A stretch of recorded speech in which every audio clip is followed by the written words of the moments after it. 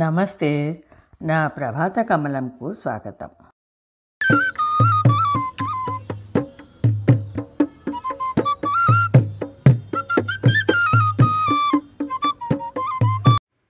నమస్కారం. మాలకుమార్ గారి నిలువెచ్చని గ్రీష్మం 10వ భాగంలో అభి ట్రైనర్ కీర్తి అనే ఒక అమ్మాయి అభి వాళ్ళ ఇంటికి రావటము, ఆమెని అర్జున్ సుభద్రలకు పరిచయం చేయటము జరుగుతుంది. కీర్తి ఏ విధంగా ఫిట్నెస్ ట్రైనింగ్లో గ్రాడ్యుయేషన్ కోర్స్ చేయడానికి ఇక్కడికి వచ్చిన కొత్తల్లో ఇబ్బందులు ఎలా ఎదుర్కొంది, వాటిని అధిగమించి ఎలా సక్సెస్ఫుల్ అయింది అన్నది చెప్తే అర్జున్ కీర్తిని మెచ్చుకుంటాడు. అలాగే నేటి యువతరాన్ని అభినందిస్తాడు. సాయంత్రం వాక్ అని వెళ్ళాక పటేల్ కలుస్తాడు అర్జున్ని. ఆయనతో వాక్ చేస్తూ మాటల్లో పడతాడు అర్జున్. ఇక 11వ భాగానికి వెళ్దామా? 11వ భాగానికి వెళ్లే ముందు 10వ భాగాన్ని కిందున్న డిస్క్రిప్షన్ బాక్స్లోని లింక్ ద్వారా వినేసేయండి.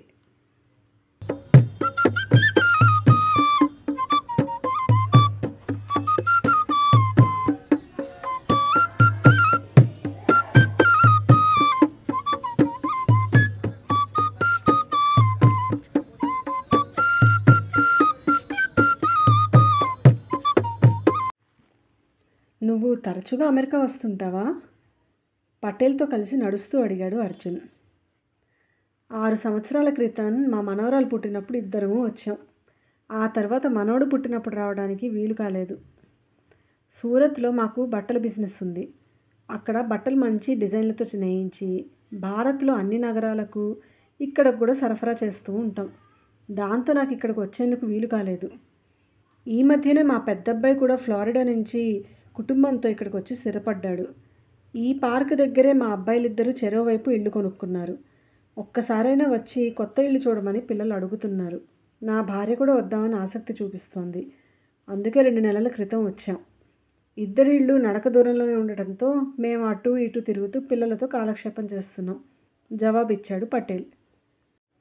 ఈ మధ్య మన దగ్గర పెద్దవాళ్ళు కొంతమంది ఫ్లోరిడాకి వచ్చి గ్రీన్ కార్డ్ తీసుకుని పిల్లల దగ్గర ఉండిపోతున్నారు కదా, మీరు అలానే వచ్చేద్దాం అనుకుంటున్నారా? అడిగాడు అర్జున్. ఇక్కడ ఉన్న ఒక కుటుంబం పిల్లలు కూడా మా పిల్లల్లాగా ఒకే చోటకు వచ్చి స్థిరపడుతున్నారు. తల్లిదండ్రులను కాస్త పెద్దవాళ్ళు కాగానే తీసుకొచ్చుకొని పిల్లలు కలిసి చూసుకుంటున్నారు. పెద్దవాళ్లకు ఒంటరితనం పోయి పిల్లలతో కలిసి ఉన్నామన్న రక్షణ భావం కలుగుతోంది. అది మంచి పరిణామమే.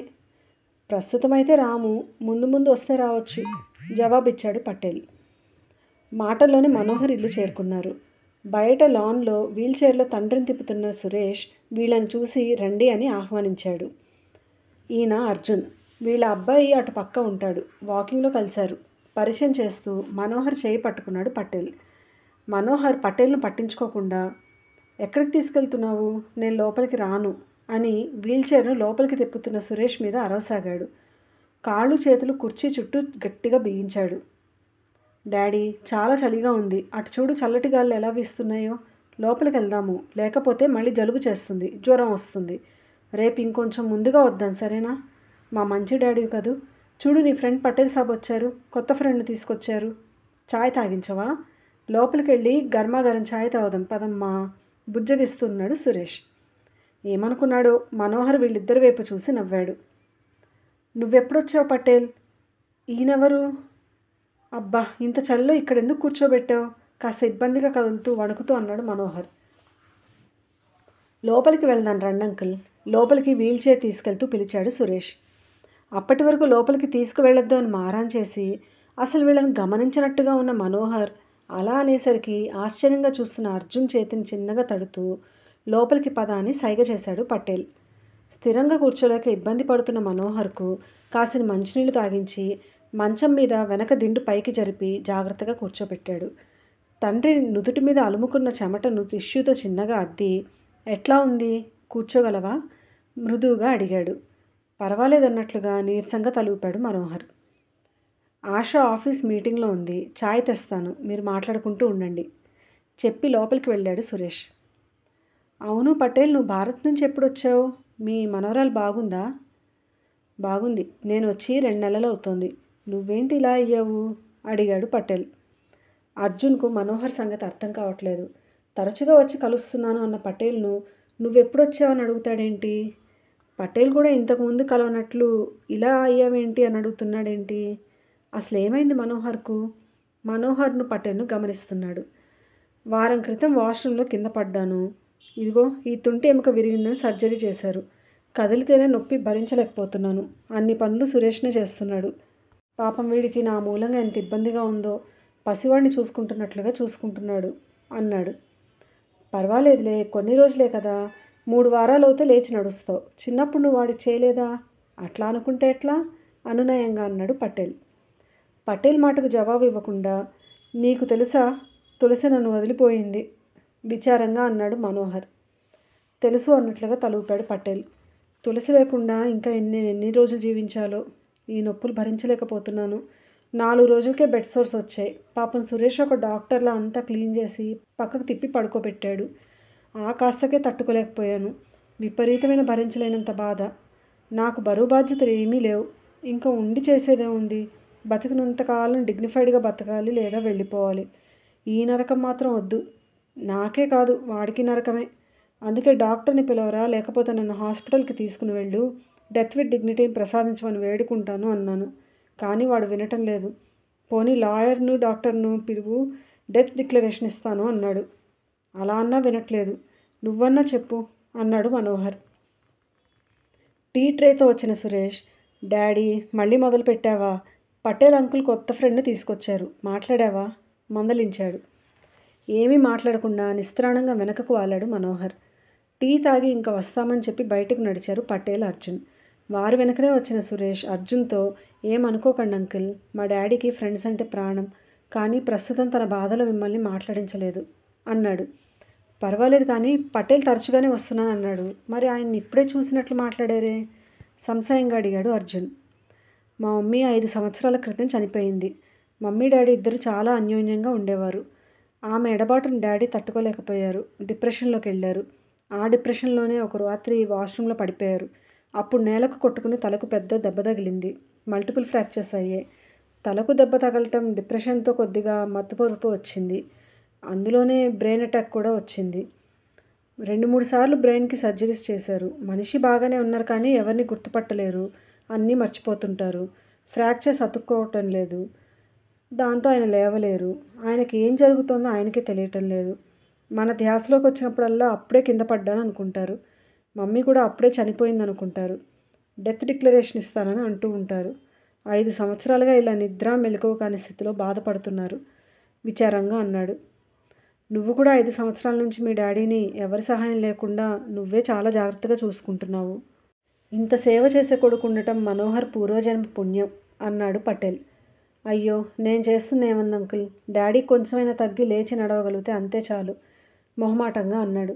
ఇక్కడ మన దగ్గర దొరికినట్లుగా ఇంట్లో ఉండి చూసుకునే సహాయకులు ఎవరు దొరకరా అడిగాడు అర్జున్. ఈ మధ్య వస్తున్నారు కానీ వారి ఛార్జీలను మనం భరించలేము, చాలా కాస్ట్లీ. అయినా మా డాడీని నేనే చూసుకోవాలని నా భార్యను పిల్లలను కూడా డాడీ దగ్గరికి రానియను. ప్రస్తుతమైతే వర్క్ ఫ్రమ్ హోమే కదా, అందుకే జాబ్ కూడా ఇబ్బంది లేదు జవాబిచ్చాడు సురేష్. సురేష్ భుజం మృదుగా తట్టి వెళ్ళి వస్తామని చెప్పి బయలుదేరారు. ఇద్దరూ కాసేపు మౌనంగా నడిచారు. కొద్దిసేపు తర్వాత, పటేల్, ఈ death with dignity, death declaration ఏంటి? మౌనంలో నుంచి బయటపడాడు అడిగాడు అర్జున్. ఇంటికి తొందరగా వెళ్ళాలా అడిగాడు పటేల్. లేదు, ఈ విషయాలు నన్ను కలవర పెడుతున్నాయి. పద కాసేపు పార్క్లో కూర్చుందాం. పార్క్ వైపు నడిచాడు అర్జున్. ఇద్దరు ఒక బెంచ్ మీద కూర్చున్నారు. చలి కొద్దిగా వణికిస్తోంది. పచ్చిక మీద ఉడత పరిగెడుతూ, మీరేంటి ఈ చలిలో కూర్చున్నారన్నట్లుగా తన గుండ్రటి కళ్ళను తిప్పి వారి వైపు ఒక క్షణం చూసి పక్కనున్న చెట్టు మీదకు హడావుడిగా వెళ్ళిపోయింది. ఏంటి death declaration, death with dignity అంటే ఏంటని అడిగావు కదా. అనాయాసేన మరణం, వినాధ్యయనేన జీవనం, దేహాంత్యం తవ సాన్నిధ్యం, దేహిమాం పరమేశ. శ్లోకం తెలిసే ఉంటుంది కదా. వృద్ధాప్యంలో ఇబ్బందులు పడకుండా, ఎవరిపైన ఆధారపడకుండా తీసుకెళ్ళు పరమేశ అని దేవాలయంకు వెళ్ళిన ప్రతిసారి ప్రార్థిస్తాం, అవునా? అదే డెత్ విత్ డిగ్నిటీ అంటే. సహజంగా ఏ విధమైన ఇబ్బంది లేకుండా అనాయాసంగా వెళ్ళిపోతారో అదృష్టవంతులు. మనందరి కోరిక అదే. కానీ అట్లా వెళ్ళిపోలేని, ఇబ్బందికరమైన జబ్బులు, నయము కానివి, చాలా భయంకరమైన బాధ అనుభవించే వారికి కొన్ని అత్యవసరమైన పరిస్థితులలో ఉంటే ఆ రోగికి ఇచ్ఛామరణం కొన్ని పద్ధతులు ఇస్తారు డాక్టర్లు. దానికి కూడా చాలా నిబంధనలు ఉంటాయి. అలా సులువుగా ఏం చేసేరు. ఇంకా డెత్ డిక్లరేషన్ అంటే మనం వీలునామా రాస్తాం కదా, అందులోనే నాకు విపత్కర పరిస్థితి ఏర్పడినప్పుడు ఇచ్ఛామరణం ఇవ్వండి అని లాయర్, డాక్టర్, కుటుంబ సభ్యుల ముందు రాసి డిక్లేర్ చేయటం. అది అంత సులువు కాదు. వీటిని అమెరికాలో కొన్ని రాష్ట్రాలలో అమలు చేయడానికి పర్మిషన్ ఉంది, చెప్పాడు పటేల్. డెత్ విత్ డిగ్నిటీ అంటే ఎలా ఇస్తారు? కుతూహలంగా అడిగాడు అర్జున్. చెప్పాలంటే ఇచ్ఛామరణం అంటే డెత్ విత్ డిగ్నిటీ. డాక్టర్ సహాయంతో ఆత్మహత్య, టెర్మినల్ మత్తు లేదా వైద్య సహాయం నిరాకరించడం, వెంటిలేషన్ తీసేయటము మొదలైన పద్ధతులను చట్టబద్ధం చేయటం. దానిని సమర్థించే వారి అభిప్రాయం ప్రకారం ఈ రకమైనవి గౌరవప్రదమైన మరణానికి హామీ ఇస్తాయి, చివరి క్షణం వరకు స్వేచ్ఛాయుత నిర్ణయాలను కలిగి ఉంటాయి, ఇంకా అనవసరమైన వేదనను నివారిస్తాయి. అయినా చెప్పాను కదా, ఇంకా అన్ని చోట్ల ఈ అవకాశం లేదు. పైగా ఇది అమలు పరిచేందుకు కుటుంబ సభ్యులకు ఇష్టం ఉండకపోవచ్చు. ఇలా చాలా ఉన్నాయి దీనిలో. కొన్నిసార్లు మనోహర్ నిర్ణయం సభపై అనిపిస్తుంది, కొన్నిసార్లు బాధ కలిగిస్తుంది. చూద్దాం దైవ నిర్ణయం ఎలా ఉందో.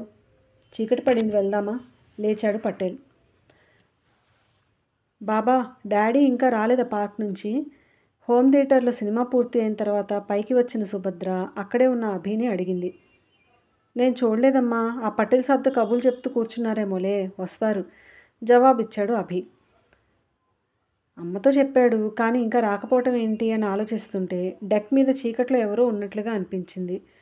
అక్కడికి వెళ్ళి అర్జున్ని చూసి, ఇక్కడ చల్లో చీకట్లో కూర్చున్నావేంటి డాడీ? ఆశ్చర్యంగా అడిగాడు. జవాబు ఇవ్వలేదు అర్జున్. అర్జున్ పక్కన కుర్చీలో కూర్చుంటూ, డాడీ ఏమైంది అడిగాడు అభి. ఈరోజు పటేల్ ఫ్రెండ్ మనోహర్ ఇంటికి వెళ్ళానురా. అతను చూస్తుంటే తెలియని బాధ కలిగింది, మనసంతా భారమైంది.